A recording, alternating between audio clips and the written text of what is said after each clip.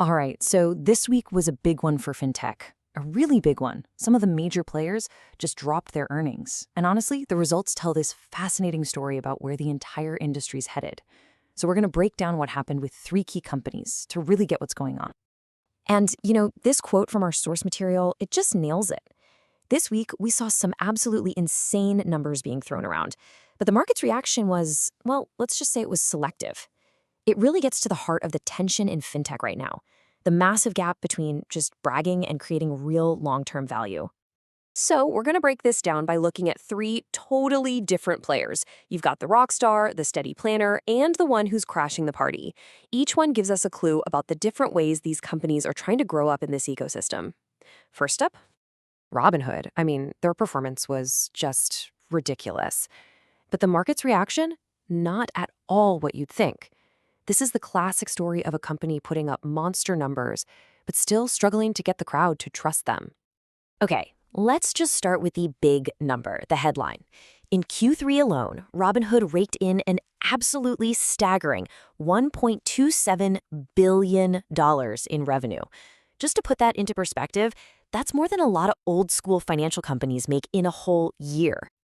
And hey, if that number didn't blow you away, how about this? That revenue figure is a 100% increase from last year. Yeah, they literally doubled their business in 12 months.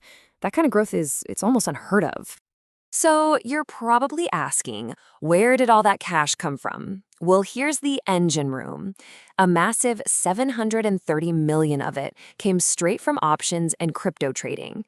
That part of the business grew by 129%. That is where the action is for them.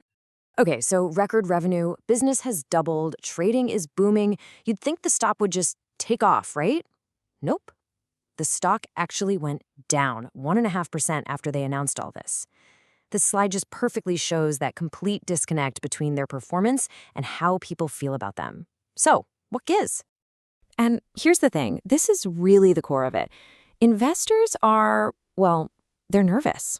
Robinhood's incredible growth is still chained to the crazy highs of crypto and options hype, what you might call dopamine spikes. What investors really want to see are predictable, stable, almost boring profits. They need to know this growth can last, that it's not just a flash in the pan. Now, to be fair, Robinhood gets this, and they're trying to change the story. They're making some big moves to seem more grown up, right? They're rolling out retirement accounts, offering credit cards, even 24-hour trading. These are all moves designed to build a much more stable, long-term business that goes way beyond the meme stock craze. So, at the end of the day, the takeaway for Robinhood is pretty simple. The numbers are pure rock star. We're talking a sold-out stadium tour. But Wall Street? They're acting like a skeptical music critic, just waiting to see if Robinhood can play more than just the loud hits and actually deliver a steady, reliable rhythm. All right, now let's completely shift gears to a totally different vibe. Because while Robinhood was putting on a fireworks show, Chime was over here just quietly getting the job done. And, as we're about to see, in this market, boring is kind of the new profitable. Yeah, Chime's numbers, they tell a totally different story. You're not going to see 100% growth here. But look, everything is solid, everything is moving up and to the right. Revenue is up 29%, active members are up 21%, and they're handling over $32 billion in volume.